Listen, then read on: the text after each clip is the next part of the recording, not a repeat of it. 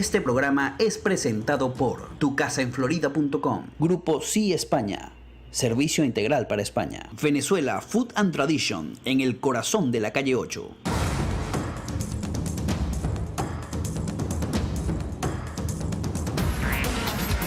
Patricia Poleo en Agárrate, opinión estremecedora. Buenas noches, bienvenidos a Agárrate. Este viernes ya finalizando la semana, la primera semana de febrero. Vamos a arrancar con Colombia. A Juan Manuel Santos le fue buenísimo en su visita a Estados Unidos, le fue buenísimo con Barack Obama porque consiguió una platica. Vamos a ver lo que La Voz de América tiene que decir sobre esto, porque además es una platica para enfrentar el posconflicto, es decir, la etapa de paz que viene después de la guerra. Vamos a ver lo que dice La Voz de América sobre esto.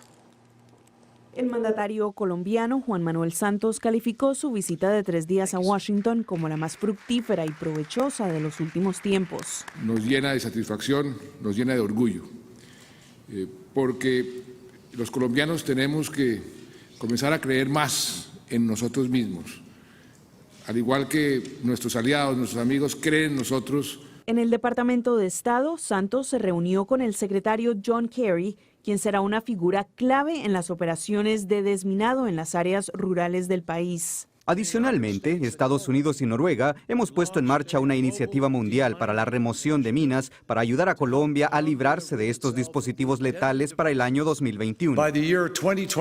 Previo al encuentro con el secretario Kerry, el presidente Santos participó en un foro sobre los retos y oportunidades postconflicto organizado por el Banco Interamericano de Desarrollo, en el que destacó el potencial del sector agropecuario en Colombia. Muchísimas hectáreas en Colombia, zonas que han estado afectadas por el conflicto, que han estado dedicadas al cultivo de coca, las podemos transformar para hacer polos de desarrollo. También explicó cómo sería distribuido el paquete de ayuda de $450 millones que el presidente Barack Obama solicitará al Congreso en los próximos días.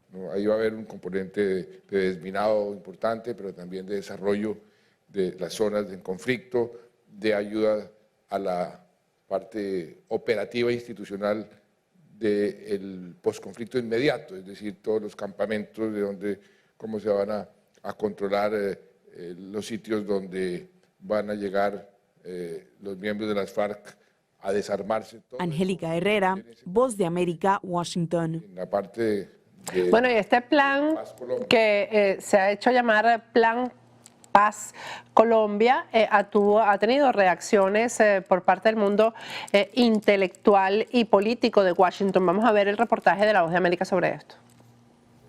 En el ambiente político e intelectual de Washington no hay lugar a dudas sobre el punto de quiebre que marcó en el conflicto interno colombiano el Plan Colombia. Mi evaluación personal es que Plan Colombia ha sido un enorme éxito. Aunque hay corrientes de pensamiento que siempre criticaron el cambio de objetivo del plan tras los ataques del 11 de septiembre.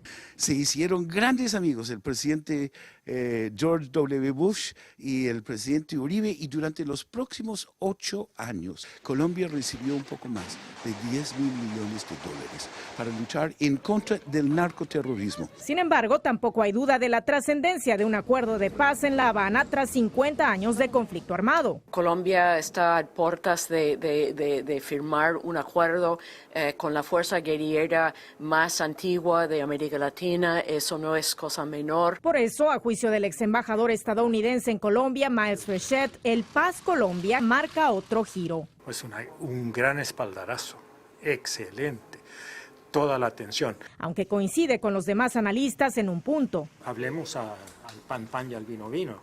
Hay bandas criminales, hay una enorme extensión del territorio colombiano donde no hay mucha presencia del Estado. Sin desconocer los retos, son las mismas víctimas quienes dan mayores esperanzas para la reconciliación. En las zonas de conflicto, donde la gente más ha sufrido los efectos de ese conflicto, hay más disposición a reconciliarse con los miembros de las FARC. Y esta actitud, justo de quienes más han sufrido, es un claro mensaje para aquellos que aún no creen que la reconciliación es posible, aún ante la magnitud de los retos que enfrenta el país. Verónica Valderas Iglesias, Voz de América, Washington. Bien, la semana que viene aquí en Agárrate vamos a tratar en profundidad este tema. Hay muchos desacuerdos por esta firma de supuesta paz que hay en La Habana y nosotros vamos a tratar de mostrarles a ustedes ambas opiniones, los que están de acuerdo en firmar y los que no están de acuerdo con este perdón que dejaría en el olvido a las víctimas de la guerrilla. Bueno, y el virus del Zika está trayendo ya consecuencias bien graves y esto trajo como consecuencia que la ONU se haya manifestado un cuestionamiento frente a las leyes del aborto porque ya se sabe los efectos que el Zika trae en los bebés, en el feto cuando la madre adquiere el virus. Vamos a ver el reportaje que La Voz de América tiene sobre esto. El alto comisionado de las Naciones Unidas para los Derechos Humanos advirtió este viernes que la gestión respecto a la propagación del virus Zika en América Latina es un gran desafío para los gobiernos regionales. Así lo expresó su vocera, Cecile Pauly. No obstante, el consejo de algunos gobiernos a las mujeres para que demoren quedar embarazadas ignora la realidad de que muchas mujeres y jóvenes no pueden ejercer control sobre las circunstancias de quedar embarazadas, especialmente en un ambiente en que la violencia sexual es tan común. Pauly instó a los gobiernos de América Latina, donde el virus continúa propagándose, a despenalizar las leyes de aborto y proporcionar acceso a los servicios de salud sexual y reproductiva de calidad, asequible e integrales a todos sus ciudadanos. Tenemos algunas cifras con respecto a El Salvador, por ejemplo, donde sabemos que el aborto es criminalizado en todos los casos. Y por eso es que pedimos a esos gobiernos que cambien esas leyes. Porque como piden a las mujeres que no se embaracen sin ofrecerles también primero información, pero también la posibilidad de terminar su embarazo si así lo quieren. Brasil es el epicentro del actual brote de Zika y América Latina la región más afectada. Luis Alberto Facal, Voz de América. Bien, y nos vamos a la política interna. Está subiendo de tono, pero bastante alto está la contienda interna de los demócratas aquí en Estados Unidos. Vamos a ver el reportaje de La Voz de América sobre todo lo que se dijeron Hillary Clinton y Bernie Sanders, ambos precandidatos para obtener la nominación candidatural para las elecciones presidenciales de los Estados Unidos. Vamos a ver. En Iowa, el precandidato demócrata Bernie Sanders demostró que es una seria amenaza para las aspiraciones presidenciales de Hillary Clinton. Durante su más reciente debate, transmitido por la cadena de televisión MSNBC, previo a las primarias de Nueva Hampshire, la exsecretaria de Estado buscó recuperar terreno y, como no suele ocurrir entre estos dos precandidatos, la discusión subió de tono. Si tiene algo que decir, dígalo directamente, pero no encontrará una sola vez en que haya cambiado mi punto de vista o un voto debido a ninguna donación que jamás haya recibido. Entonces pienso que es tiempo de poner fin a la astuta difamación que usted y su campaña han estado llevando a cabo en semanas recientes. Sanders restó importancia a la experiencia de Clinton en el servicio público y enfocó su atención en temas internacionales. La experiencia no es el único punto, es el criterio. Cuando usted se postuló contra el senador Obama, luchó contra su ingenuidad, porque él pensaba que era una buena idea hablar con nuestros enemigos. Pienso que esa es exactamente la gente con la que hay que hablar y con la que hay que negociar. Las más recientes encuestas concuerdan en que Bernie Sanders es el favorito para ganar la nominación presidencial en Nueva Hampshire. Gesell Tobías, Voz de América, Washington. Lo complicado es recoger después estas cosas cuando ya se escoge un candidato y el otro tiene que apoyarlo, ¿no? Vamos a ir a un corte y al regreso nos vamos a Venezuela. Vamos a hablar con Oliver Blanco desde Venezuela. Oliver es el director de Comunicaciones Estratégicas y Relaciones Institucionales de la Asamblea Nacional Venezolana. Ya ustedes van a conocer este interesante personaje. Vamos a un corte y al regreso va a estar con nosotros desde Venezuela Oliver Blanco. Ya volvemos.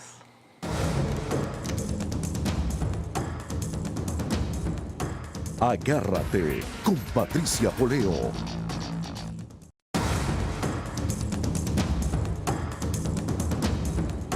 Agárrate con Patricia Poleo.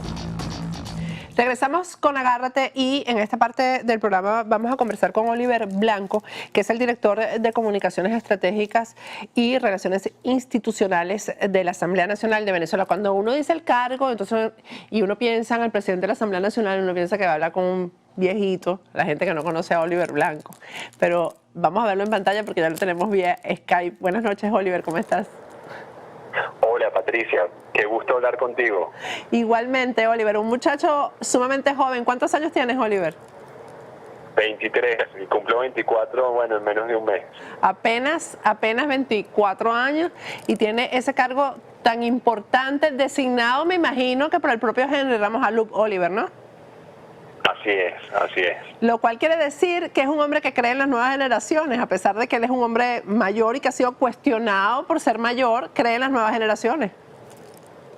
Sí, así es. Hay muchísimos directores que se han incorporado a la nueva gestión legislativa en la Asamblea, que somos muy jóvenes, además comprometidos, y es casi un voluntariado, Patricia, porque es un verdadero desastre el tema de los salarios, la burocracia, las limitaciones que hay a nivel estructural para trabajar en la Asamblea. Es un tema muy complicado, pero nosotros lo hemos asumido como un gran desafío, porque este es el año justamente en el cual tenemos el compromiso de desentrampar al país de la grave crisis que vive. Un poco la primera pregunta que yo quería hacerte era precisamente esa, Oliver. Oliver, que además fue jefe de campaña de Diego Arria. Así es. Cuando eras todavía mucho más joven. Así que tienes un currículum en esto del activismo político, un currículum importante. Oliver, ¿qué fue lo que ustedes encontraron cuando llegaron a esa asamblea? Porque, por ejemplo, sobre el canal de televisión de la asamblea, ANTV, se dijo mucho. Yo, por ejemplo, publiqué algunas informaciones de cómo se robaron los equipos, quién fue el que se los robó, etcétera. Y después salieron a desmentir. Darío Vivas, que era el encargado de este tema, que es del oficialismo, dijo que era mentira, que los equipos estaban ahí intactos. ¿Cuál es la realidad de lo que ustedes encontraron cuando llegaron a esa Asamblea Nacional? Bueno, lo primero, en mi caso, la oficina que me entregó además el anterior director, quien es, por cierto, el productor de Con el Mazo Dando, Hernán Canorea, vicepresidente de BTV, una oficina pues en condiciones realmente deplorables. Las periodistas, por ejemplo, tenían una sala de prensa, y me refiero a las periodistas que forman parte del personal de la Asamblea, en la cual no tenían acceso a redes sociales, no tenían acceso a los canales nacionales de noticias, no podían cubrir las sesiones, las cámaras de fotos estaban dañadas, unas se perdieron, otras las denunciaron al CICPC inmediatamente después de entregar, un momento antes de entregarme la dirección a mí. Esas cámaras llevaban tiempo perdidas, ellos las denunciaron en el CICPC justo el día que me entregaron. Bueno, hay chiripas, o sea, era prácticamente un basurero. Y en el caso de ANTV, tal como tú lo has dicho, ellos pues tomaron ese edificio que de por sí ya había sido expropiado anteriormente a la familia Gómez y Gala, se llevaron cámaras, maltrataron al personal, votaron a los periodistas que ellos consideraban que no eran partidarios del régimen y tuvieron una actitud realmente deplorable, casi de malandros, ¿no? Muy natural de un gobierno que se siente perdido y que además no cree para nada en las instituciones, sino simplemente en las que ellos pueden dominar y controlar totalmente. Ustedes, por ejemplo, en este tema de los trabajadores de la Asamblea, hicieron despidos, se quedaron con el mismo cuerpo de personas que estaba ahí. ¿Cuáles fueron las decisiones que se tomaron con respecto a eso? Mira, no ha habido despidos. De hecho, te digo, por ejemplo, en mi dirección hay un sobrino de Lina Ron que trabaja, o sea, que se va a incorporar muy pronto porque está de vacaciones. En la secretaría hay familiares de Amoroso, hay familiares además de Darío Vivas en protocolo. Es decir, el que se queda y se queda para trabajar tiene perfectamente sus derechos garantizados. Ahora, los que han estado en una actitud agresiva o de negarse a trabajar, etcétera, seguramente saldrán, pero la mayoría de los casos es gente que trabaja, lleva muchos años trabajando en la Asamblea y más bien nos hemos encargado de subirles la moral, porque es un personal que está desmoralizado porque no tenía derecho realmente al trabajo, habían sido segregados, apartados, etcétera, para que llegara un grupo de personas vinculadas, familiares, etcétera, de los jerarcas del gobierno a asumir responsabilidades que no tenían por qué asumir, simplemente por ser familiares, por ser amigos cercanos, quienes hasta hace muy poco controlaban la Asamblea Nacional. Cuando tú me hablas de los sueldos y de la burocracia, etcétera, ellos cuando estaban ahí, obviamente sí recibían sueldos y sí tenían un presupuesto. ¿Qué pasó después de que ellos se fueron y llegaron ustedes? Bueno, en el caso de los sueldos realmente siempre fueron muy bajos. Claro, ellos tendrían otros mecanismos que ya la justicia en algún momento se encargará de investigar y de controlar, con los cuales me imagino que podrían ayudarse. Pero en este caso el personal, ellos subieron los sueldos un mes antes de abandonar la asamblea, justamente para entorpecer la nueva gestión, hacerla buscar más recursos, etcétera. Pero un periodista gana 15.000, 16.000 bolívares. Una secretaria gana 8.000, 9.000 bolívares. Yo como director gano 20.000 bolívares. Es decir, son sueldos realmente bajos, sueldos miserables que, por supuesto, en un momento en el que el país vive tal crisis económica con una gran inflación, etcétera, se convierte en sal y agua. Oliver, ¿con qué expectativas llegaron ustedes a la Asamblea Nacional? Es decir, para que la audiencia que no lo conozca, pues Oliver ha estado siempre muy cerca de Henry Ramos Alú políticamente. ¿Cuáles eran las expectativas y con qué se encontraron? Estoy hablando a nivel de lo que se puede hacer por el país desde la Asamblea Nacional. Bueno, como tú sabes, el año pasado se firmó un documento por los miembros de la Mesa de la Unidad, todos los partidos, en el que se establecían puntos muy importantes. Uno era el rescate del poder legislativo como poder autónomo. Eso comenzó, por ejemplo, con la apertura hacia los medios de comunicación que hoy cubren las sesiones, investigan, cubren las comisiones, tienen total participación de los procesos y eventos que se dan en la Asamblea. Dos, con la participación de las ONGs, los familiares y los exiliados de los presos políticos en la búsqueda de soluciones. Y ese es un punto, la autonomía. Luego el otro punto es el de buscar una salida constitucional, electoral, democrática y pacífica al régimen de Nicolás Maduro en los próximos 6 meses. Ya se ha hablado pues de mecanismos muy claros. Aparentemente ya todos los partidos, incluso organizaciones que anteriormente no estaban de acuerdo con esto, a pesar de que lo habían firmado, ya están encauzadas en un solo objetivo, que es la salida de Nicolás Maduro de la presidencia. Por supuesto, otro punto importante, la liberación de los presos políticos, el regreso de los exiliados, esto a través de la ley de amnistía que ya ha entrado en plenaria, ya está en la Comisión de Política Interior y va a consultas. Como hay emergencia legislativa, pues el jueves que viene estará seguramente en el orden del día para ser discutida en primera discusión. Entonces, son muchos puntos. Por supuesto está el tema de otras leyes que se han planteado que tienen que ver con la materia económica, con la materia de programas sociales, como es la de la titularidad de la vivienda, de la misión vivienda, pero el punto fundamental es que nosotros tenemos que empujar hacia la salida del gobierno de Nicolás Maduro de la manera democrática, como te decía, porque mientras él esté en el poder será imposible un cambio importante en el país en materia económica, política, etcétera. La crisis que vive Venezuela no es una crisis económica, ni es una crisis social, es una crisis política. En la medida que no salgamos de la crisis política, es imposible solucionar cualquier otro problema. Oliver, vamos a ir a un corte y al regreso vamos a hablar un poco de estas cosas que se están debatiendo en la Asamblea Nacional que son tan importantes. No son cualquier ley, la ley de amnistía, pero también esta propuesta de la causa R de recortar el periodo presidencial de Nicolás Maduro para como una forma de salir de la crisis, ¿no?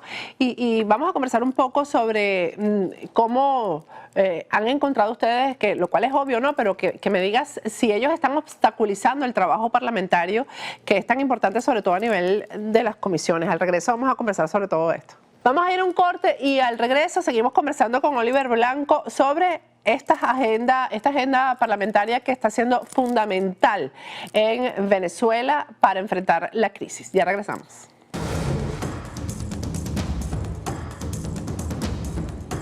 Agárrate con Patricia Poleo.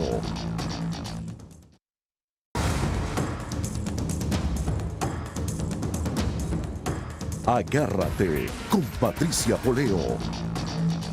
Regresamos con Agárrate. Estamos vía Skype desde Venezuela con Oliver Blanco, que es director de Comunicaciones Estratégicas y Relaciones Institucionales de la Asamblea Nacional de Venezuela. Se está debatiendo en la Asamblea Nacional la ley de amnistía. Vamos a ver el reportaje que La Voz de América tiene sobre este tema.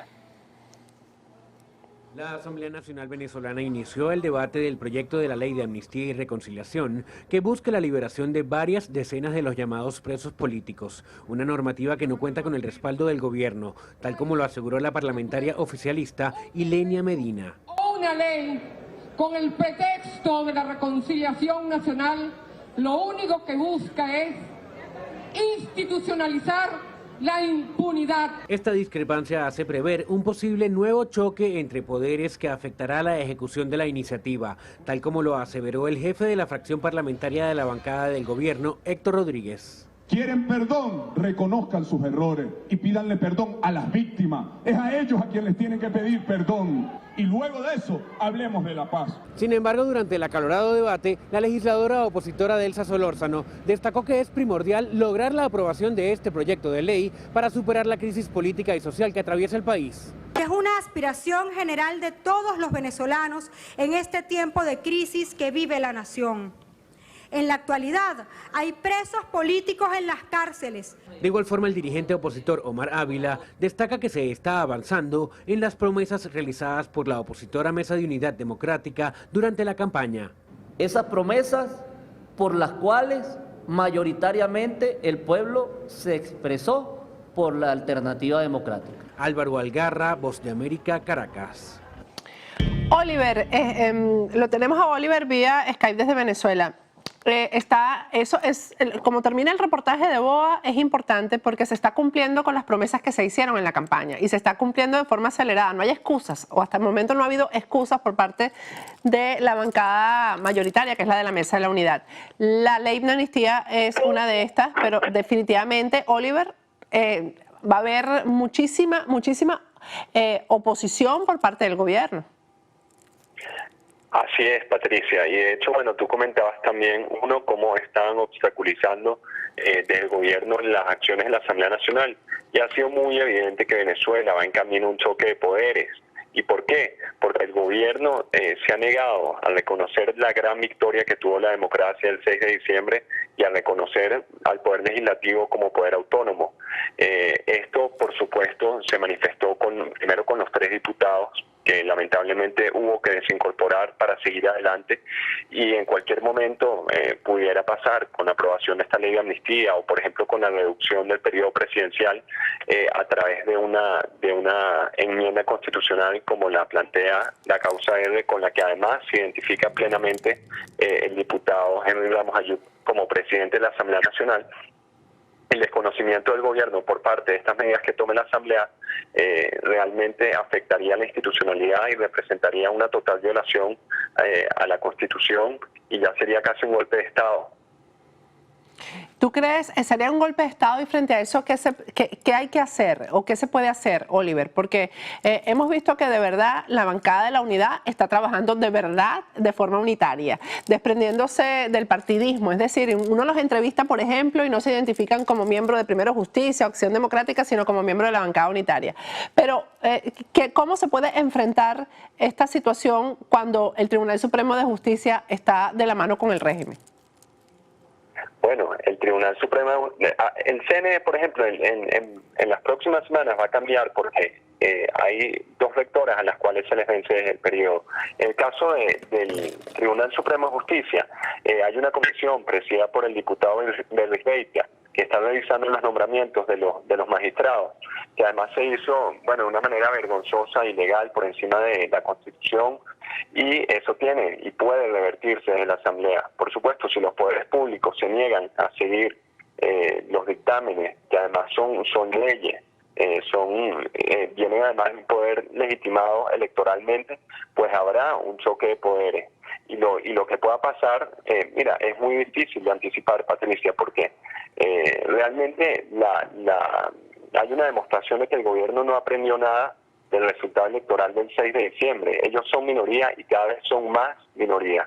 El presidente Maduro parece totalmente ciego, sordo, mudo, es decir, no entiende que es minoría y que está de salida. Y esto, por supuesto, hay muchas personas de su propio entorno que no se identifican con esta posición porque saben que el costo de la salida del gobierno es muy alto para ellos. Y más bien quisieran que hubiera un diálogo, que hubiera un reconocimiento al Poder Legislativo como poder autónomo y que se diera un cambio para empezar a desentrampar el país, porque además Maduro no representa ni siquiera a su misma gente. Es decir, muchos de los funcionarios, jerarcas, etcétera, del gobierno que un día fueron chavistas, hoy sienten gran desconfianza por las acciones del presidente Maduro y del señor Diosdado Cabello. ¿Cuán viable es esta propuesta de la causa R de recortar el periodo presidencial? Bueno, es perfectamente viable porque tenemos mayoría calificada. Es decir, hay varios mecanismos que se han tomado en cuenta desde la Mesa de la Unidad. Uno es la renuncia del presidente, que es totalmente factible y es totalmente viable. Dos, es esta enmienda. Tres, que es un poco más complicado, el referéndum revocatorio. El mecanismo que la mesa escoja será el más acertado y el más viable para garantizar una salida al menor costo posible para los venezolanos, que realmente gestione un cambio político en el país y que lo gestione muy pronto. Y por cierto que en esa enmienda también se incluye el tema de acabar con la reelección indefinida que tanto daño le ha hecho a Venezuela. Uy, sí, definitivamente. Oliver, cuando entrevistamos aquí a Henry Ramos, él reconocía que, bueno, que llegar, por ejemplo, al tema del referéndum revocatorio a lo mejor era muy difícil porque la crisis quizás iba a abortar cualquier proyecto a largo plazo, porque puede ocurrir un estallido social en cualquier momento. Viene pronto el aumento de la gasolina, ya la situación está en un límite pues insostenible para el ciudadano común, para la ama de casa, para el padre de familia, etcétera. De ocurrir esto, ¿cuál sería el papel de la Asamblea Nacional? De ocurrir un colapso. Un estallido social, que no se llegue a enmendar la Constitución, que no se llegue al referéndum revocatorio, como dijo el propio Henry Ramos en este programa, que cualquier cosa puede pasar en cualquier momento. Bueno, la Asamblea Nacional, como poder público, tiene un comportamiento totalmente en el marco de la Constitución, de la ley, etcétera. Mira, si hubiera un estallido, si hubiera cualquier situación que provoque la salida del presidente, a los 30 días debe haber elecciones libres, transparentes, en las cuales además el pueblo pueda escoger quién será su nuevo presidente. No está planteado algo distinto a esto. Mira, Oliver, aquí en Miami hay mucha expectativa porque Henry Ramos en mi programa también anunció que iba a venir y entonces la gente se está preguntando que si va a venir de verdad, que cuándo es que viene, etcétera, etcétera. Aún no tenemos una fecha y esto es totalmente comprensible por la situación del país, claro, que demanda además la presencia de Henry como presidente de la Asamblea aquí. Pero en el momento que la tengamos, Patricia, créeme que la vamos a anunciar y que se va a hacer una agenda de lo más amplia, además dedicada exclusivamente a reuniones con los venezolanos, exiliados, periodistas, medios de comunicación, organizaciones no gubernamentales, etcétera, de la comunidad venezolana. Será una visita como en casa, más que tocar otro tema, será una visita dedicada al tema de Venezuela y a los venezolanos. Es bueno que lo aclares porque ya están diciendo, tú sabes, que está aquí, que está escondido, que está reuniéndose aquí, allá, y no es cierto. Henry Ramos está en Venezuela porque además con la situación que estamos viviendo es difícil, es complicado que salga de allá. Así es. Muchísimas gracias, Oliver. Gracias por este contacto. No, muchísimas gracias a ti, Patricia. Un abrazo y nos vemos pronto en Miami. Amén, así sea. O en Caracas, así es. Gracias, Oliver. Chao. Bueno, a mí me encantan estas entrevistas porque este es el país que viene, señores. Esta es la Venezuela que viene, la Venezuela de los Oliver Blanco, que está ahí en este cargo tan importante en la Asamblea Nacional y ha sido colocado ahí por Henry Ramos Alup, que lo han acusado y lo han señalado de que es un hombre ya pasado de años, etcétera. Fíjense de lo que se está rodeando Henry Ramos Alup. Vamos a ir un corte, en el próximo segmento vamos a hablar del amor, pero primero vamos a hablar de algo muy importante para que se dé el amor, que es la... Vamos a un corte y al regreso vamos a hablar del amor.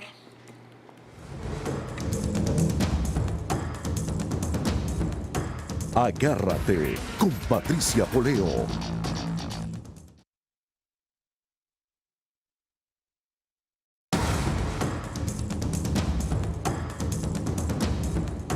Agárrate con Patricia Poleo. Regresamos con Agárrate y vamos a cerrar esta semana con el amor. vamos a apartar el odio, vamos a apartar los resentimientos, esos malos momentos.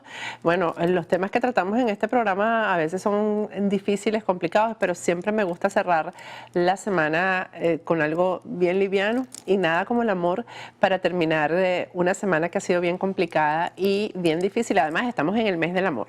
Para eso me acompaña hoy Amor Antunes, está aquí conmigo. Así es.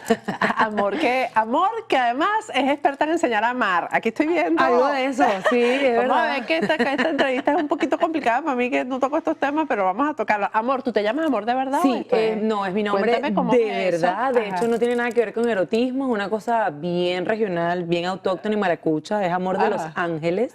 Antunes. Y me dediqué por mucho tiempo al área bueno, soy psicóloga, terapeuta de pareja y en el área de la sexualidad sobre todo. Y aunque he paseado por violencia, abuso sexual infantil, quiero quedarme y siempre quiero como refrescarme el alma, lo que tú acabas de decir, cuando se transcurren o se pasan por situaciones como muy difíciles. También me gusta recurrir al erotismo, a la cosa rica, sabrosa y divertida que también se puede compartir, sobre todo en pareja. Y eso que acabas de decir es precioso, porque si las parejas que nos están viendo han tenido una semana difícil, hay una técnica que es sencillita, que no es para nada, digamos, sexualmente explícita, pero comienza a calentar motores a la gente. Escucha esto. Si la gente comienza a habituarse a un abrazo que dure 6 segundos, la meta es 6 abrazos de 6 segundos cada uno en pareja. Esto puede sonar un poco raro al principio, pero lo que quiero es que la gente de alguna forma se vuelva como a reconectar. Pero ha pasado cosas maravillosas como que la gente me dice, yo tengo tiempo, por ejemplo, que no le doy un beso a mi pareja. Un beso, eso se perdió. Se tiran así elegido. Chao, mi amor, beso, que te vaya. El contacto físico se ha perdido muchísimo. La mirada, la gente aparentemente no se ve. Es decir, estoy viéndote, sí, voy y vengo, quito la mirada, pero no hay como esa mirada de volverte a ver, de reconocerte, ni mucho menos como echarte una miradita así más bien pícara. Oye, esa cosa odiosa de mandarse esos besos por el WhatsApp, qué fastidio eso. Yo estoy obstinada del besito por el WhatsApp. Ven y dámelo. Exacto. No, es que es como fastidioso. Yo me imagino que una cosa tiene que ver con la otra, ¿no? Claro, por supuesto. Aparentemente, y fíjate que hay algo bien interesante, como en la cabeza, en el imaginario de nosotros, sobre todo los latinos, hay el asunto de tener relaciones sexuales bien frecuentes. De hecho, aquel que cree que no cumple con esta meta, no hay un número, pero me imagino que es muchísimo, y más de lo que yo lo hago. Sí. Entonces, siempre más. Siempre más. Me veo como preocupando porque creo que no estamos cumpliendo con esta norma, sin entender a veces que quizás la dinámica de la pareja no nos los permite, el tiempo, los hijos, uno trabaja lejos, va y viene, etcétera, ¿no? Pero últimamente, el último dato que se arrojó, esto fue bien lejano, fue en Canadá, pero vale la pena revisarlo, era que esta gente planteaba que para ellos una vez a la semana era más que suficiente. Pero ahí no tiene que ver el tema de la calidad frente a la cantidad. Por supuesto. ¿Tiene que ver? Claro, porque además entiendo y veo muchas parejas muy preocupadas por tener más, pero lo que tú dices no son satisfactorios, no es de calidad, o quizás, y lamentablemente, pueden estar también vinculados como una cosa de rutina, de checklist, o también a veces dolor, displacer, infecciones, etcétera, etcétera, etcétera. Entonces, la cosa es comenzar a sopesar, comenzar a entender también esto, y cuando viene ahora mismo el Día de los Enamorados, la gente se pone como muy nerviosa, muy ansiosa. ¿Qué regalo? ¿Por qué será? ¿Pero eso por qué será? Porque qué fastidio. Que porque lo queremos más y más grande, todo, incluido el regalo. Sí, incluido el regalo. Exacto. Pero es que febrero, pero es que eso debería ser todos los meses del año, porque febrero nada más. Bueno, no sé de dónde sale la tradición de que es ese día justamente, pero a mí lo único que me gusta de febrero y de colocar la fecha es como Navidad, por ejemplo, que representa como amor, como comprensión, como bajar la guardia. Igual arranca de alguna forma febrero con esta idea. Más allá de toda la comercialización, sí hay como un despertar, yo tengo que hacer un gesto, yo tengo que volver a conquistar. De repente hay un cortejo que tenemos meses sin compartirlo, sin hacer nada para el respecto. Entonces eso avispa un poco a la gente y me gusta porque es como la gran excusa que tenemos las mujeres de pedir cosas que a veces nos cuesta muchísimo pedir, y a los hombres también de ser un poco más sensibles, más románticos, porque bueno, aparentemente no está tan bien visto, pero hay como esa ocasión que ojalá espero que mucha gente disfrute. Dime una cosa, bueno, hablamos de pareja y bueno, generalmente uno se va al matrimonio. Sí. Es decir, que es la pareja que está ahí, como dice, ya es obligada la cosa. Sí, ya todo que convive y comparte el techo, ya vamos ahí como así. Ya hay una obligación hay un deber ahí de ser. que bueno, ahí la tengo al lado, lo tengo al lado y hay que cumplir. Sí. ¿Cómo se hace para que esa rutina se acabe, amor, y la cosa sea intensa y la pasión se mantenga? Eso es bien complicado. Vamos a mantener la conexión, vamos a mantener la chispa, pero la pasión, así como cuando la gente dice, es que yo quiero que me ame como antes, eso no va a pasar, pero está bien que no pase, porque de hecho hay en términos, digamos, psicológicos y hasta físicos, el cuerpo se somete a una tensión y a un nivel de estrés justo al comienzo de la relación, porque es que lo veo y me activo, me besa y me entra la corriente, entonces mi cuerpo necesita que yo me relaje, ¿no? Pero sí hay que mantener la conexión. ¿Cómo lo hacemos? Lo primero, tú dijiste ahorita algo importantísimo. Cuando la gente comienza a vivir junto, tienen la idea que esto va a ser un hotelito. Ahora, bueno, 365 días del año, cama y todo junto, ¿no? Sin embargo, como aquí comienzan a aparecer como esto estaba siempre así, pero se hace como mucho más aguda, la diferencia quizás en la libido o en la frecuencia. De repente yo quiero un día, tú quieres el otro, etcétera, etcétera. Y nos tenemos que poner de acuerdo, y esto suena un poco raro al principio, pero cuando se me perdió de la agenda lo erótico, hay que volver a colocarlo, ¿ok? De repente el lunes es el mejor día para nosotros, o es el martes luego hacer el mercado, o no, sabes que por predilección los jueves y aparentemente los sábados o el fin de semana, cuando gozamos un poquito más de tiempo. Pero hay que comenzar a esos días que identificamos, que ya tenemos como el pendiente, ya se acerca el momento, tenemos que comenzar a llenarlo, porque la gente cree que intimidad es sinónimo de práctica coital, y ahí estamos de alguna forma anclados en un esquema que es muy básico, que es muy repetido y que además nos pone en un dilema.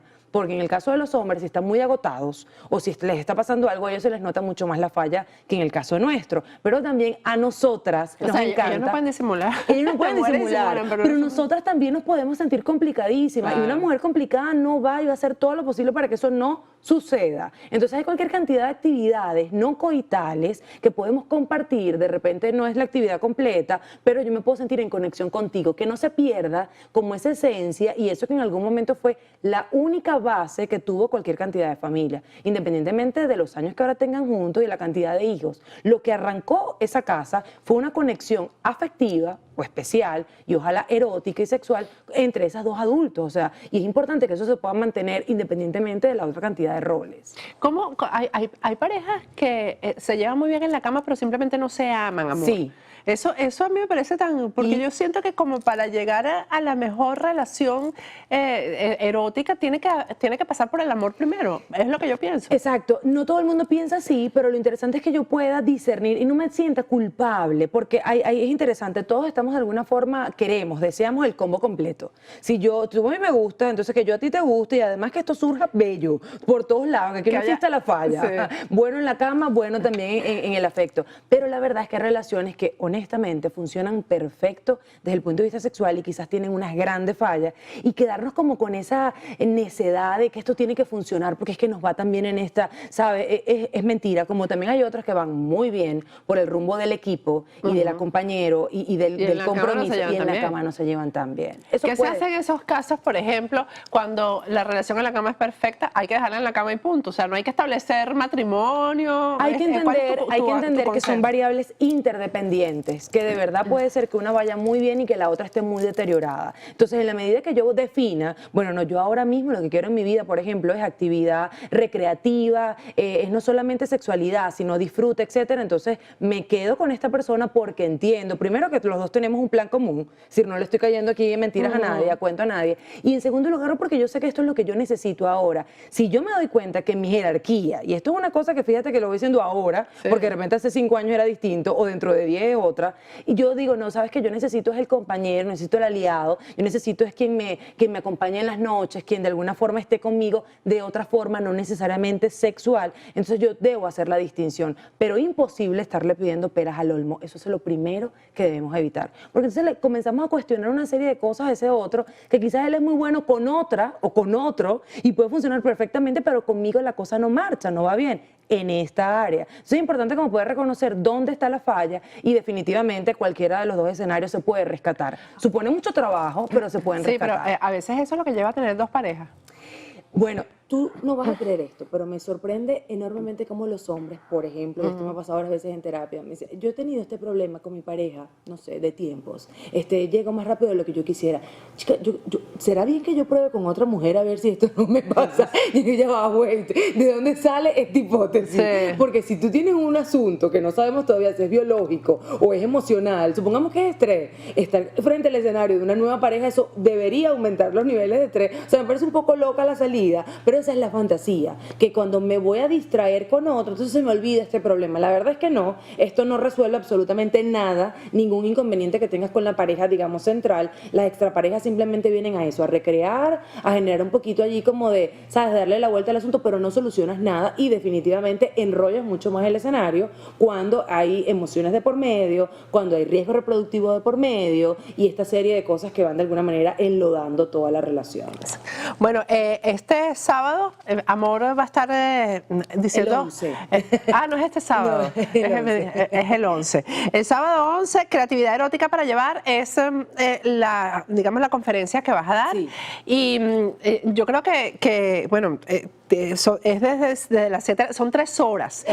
Háblame un poco de cuál va a ser la dinámica de esto, una persona que se inscriba, qué va a recibir en este taller que se llama Creatividad Erótica para Llevar. Me imagino para llevar es el to go, el delivery. Exactamente, sí, quiero que se lleven información, quiero que se lleven consejos, quiero que de alguna manera también se aproveche el espacio, no importa si están solteros, si están en pareja, si están mal queridos, no nos importa tampoco la orientación sexual, es decir, todo el mundo tiene posibilidades de mejorar su desempeño sexual. Tampoco estoy hablando de enfermedades, estoy hablando que estoy bien, pero quiero pulir destrezas, ¿no? Quiero aprender un poquito más. Y en ese espacio, además de mostrarles cualquier cantidad de juguetitos y aliados eróticos para que puedan ver, para que puedan entender en qué consiste esto, si quieren hacer una compra luego, entonces puedan definir qué es lo que quieren comprar y por qué aquello no y por qué aquello sí. Y por otro lado también quiero brindarle a la gente un espacio para que puedan resolver sus dudas. En algún momento, y de allí viene esta charla, creé este libro que se llama Sexo con 5, que viene de otras reuniones. Por cierto, que ese es el mío. Sí, Sexo con 5 es... Sexo con 5 sentido. Yo pensé que era con 5 personas porque... No, termino el libro explosivo eso. Con la fantasía sexual más común, que son los tríos. Fíjate que llegamos a 3, no a 5, la mayoría de nosotros. Pero aquí hay también las mismas preguntas, muchísima cantidad de dudas y de dilemas sexuales que han tenido muchas mujeres y hombres también que se han acercado conmigo. Entonces quiero que la gente ese día pueda, si tiene la confianza, que es lo que quiero, resolver su dilema, esta duda que pudiera estar de alguna forma saboteando el placer y que por supuesto conozca de otras técnicas que estoy segura que de repente no se lo han dicho, porque es que sobre el tema del quehacer erótico nunca nos dijeron ni qué hacer ni cómo se hace. No, siempre ha sido tabú y yo creo que eso en esta época, en la que viene, en la próxima, siempre será un tabú. Sí, yo creo que sí. Uno debería enseñarle a los hijos o a las hijas y los hombres a los hijos, digo yo, algunas cosas, ¿verdad? Sí, y que lo hicieran más felices incluso, ¿no? Y si no puedo pero eso es difícil, es complicado una conversación entre padre e hijo sobre esto. Entiendo perfectamente y creo que aquí un poco la clave para los papás es, en principio, mantenerse como una figura de papá preguntable, es decir, que mi hijo pueda venir a mí y consultar cualquier duda, algo que escuche en la calle. Sin escandalizarse o sin criticarlo, o mucho menos castigarlo. Y cuando llega el momento adulto, que esta persona necesita herramientas, entonces es importante que pueda ubicar otro especialista, otro profesional, que pueda ubicar material bibliográfico, internet. Lo único que les pediría es que ubiquen especialistas en la materia, ¿sí? Porque aquí lo interesante es ofrecer datos de ciencia, cosas reales, no es que copien mi estilo o es lo que yo digo o es que este es el... No, o sea, basta ya de tantas restricciones y tantos modelos a seguir. Lo que quiero es que la gente entienda que hay de todo en el campo de la sexualidad, que no todo es feo, malo, negro, horroroso, o sea, como mal visto, sino más bien que hay cualquier cantidad de recursos y que yo puedo elegir aquel que se parece a mí, que me haga sentir cómodo, que definitivamente yo siento que mi pareja, este es el ganchito para alborotarle un poco la creatividad en algún momento, o sea, que necesite como una mover el piso de vez en cuando. Así es. Bueno, Amor, gracias. Gracias. Qué bello nombre además, ¿no? Sí, espero que la gente se sienta cómoda con ese nombre por lo menos. Sí. Que sirva para eso. Sí, pero te sirvió muchísimo. Yo creo que profesionalmente te ha servido mucho. Gracias, Amor Antunes. Bueno, es el jueves 11, es el taller. Vamos a poner otra vez en pantalla. Ahí tienen ustedes el flyer promocional. Es en Dharma Institute. Esto va a ser en Doral y también el 19 de febrero vamos a hacer otra función en Weston para la gente de Weston, porque también es interesante poder de alguna forma comenzar a hablar de todo esto. Y el costo del ticket son $48 y bueno, para que tengan el taller completo. Gracias, amor. Muchísimas gracias por cerrar esta semana tan... a relajarnos entonces y a querernos, a darnos un momento juntos, pero de cariño. ¿Sabes que lo que decías del abrazo es importante? Qué importante es saber abrazar. ¿Sabes que te voy a dar otro tip? Quítense los zapatos, en el momento del abrazo, quítense los zapatos y toquen el piso. Y ya tú vas a ver que hay como una conexión, no solamente entre ellos dos, sino también como con lo que la casa, la paz, el relax. Bueno, practíquenlo todos cuando terminen de ver este programa. Quítense los zapatos y abrazarse. Bueno, yo me despido hasta la semana que viene. Y bueno, primero quiero darle las gracias, por cierto, a una compatriota venezolana que me ha mandado esto tan bello que cargó hoy. Es Lolimar Noguera de Nuzzo. Ella tiene una empresa que se llama Flavia Nuzzo Accesorios. Esa es su firma. Ahí tienen ustedes en pantalla su logo. Y esa es la pulsera espectacular que me ha mandado para lucirla hoy, también con San Benito. También el collar que cargo puesto el día de hoy.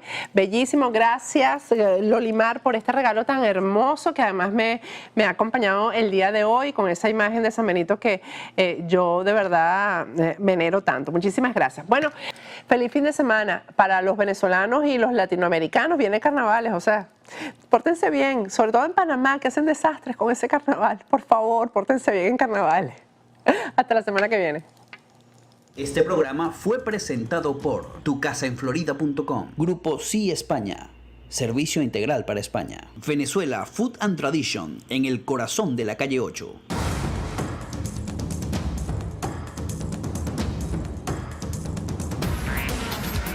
Patricia Poleo en Agárrate. Opinión estremecedora,